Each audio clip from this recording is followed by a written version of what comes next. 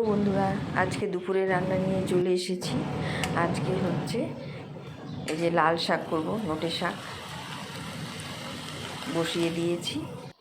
পেঁয়াজ আর রসুন শুকনো লঙ্কা ফোড়ন দিয়ে, আর এদিকে ডিম রান্না করব। ছোটো আলু দিয়ে ডিমের ঝোল খেতে খুবই ভালো লাগে। এই পেঁয়াজ লঙ্কা আদা রসুন সবই কেটে নিয়েছি, ডিম সেদ্ধ করে ছুলে নিয়েছি, আর ছোটো আলুগুলো তুলে নিয়ে এখন ভেজে নিচ্ছি আলু আর ডিম দুটোই। এদিকে মশলা কষানো হয়ে গেছে, তেজপাতা পেঁয়াজ জিরে ফোড়ন দিয়েছি। এবার কষানো মশলার মধ্যে আলু ডিম সব একবারে দিয়ে দিলাম। ঝোল ফুটে গেছে, ঝোল দিয়ে দিয়েছি, ঝোল ফুটে গেছে। আর এদিকে করব, এটা হচ্ছে চিংড়ি মাছ, শুটকির চিংড়ি। এটা খেতে খুবই ভালো লাগে। এটা আমি মিষ্টি কুমড়ো দিয়ে করবো, একটু কাঁচা কাঁচা টাইপের মিষ্টি কুমড়োটা খুবই টেস্ট হয়।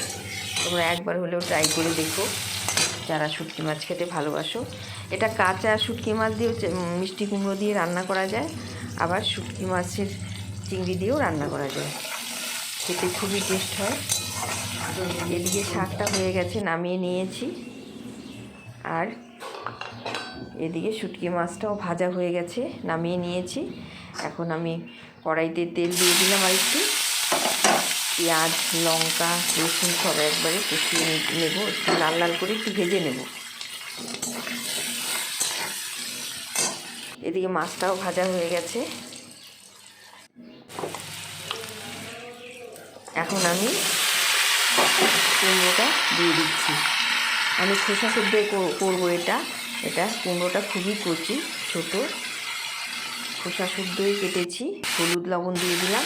এবার একটু নেড়ে চেড়ে নেব। একটু লাল লঙ্কার গুঁড়ো দিয়েছি, বেশি মশলা লাগে না এর মধ্যে, মাখা মাখা করব। এবার নেড়ে চেড়ে একটু ঢেকে দেব। লবণটাও দিয়ে দিয়েছি, হয়তো আরেকটু লাগতে পারে। এখন আবার একটু নেড়ে চেড়ে ঢেকে দেব। ঢেকে দিয়েছি।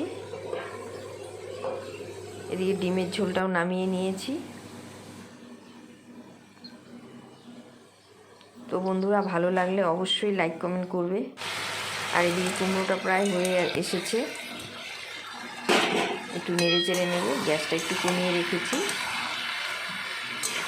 সামান্য একটু জল দেব যাতে একটু গা মাখা হয়। আবার একটু ঢেকে দিলাম, ঢাকনা তুলে নিয়েছি, একটু নেড়ে চেড়ে সামান্য একটু জল দিয়ে দেবো।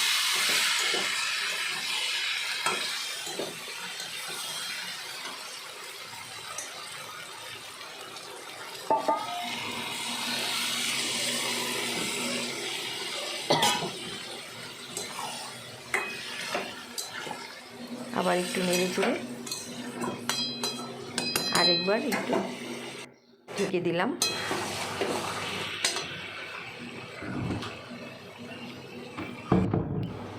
একদম রেডি হয়ে গেছে, নামিয়ে নিয়েছি। কাঁচা লঙ্কা চিড়ে দিয়েছি, ঝাল ঝাল করেছি, যে এটা ঝাল খেতে খুবই ভালো লাগে।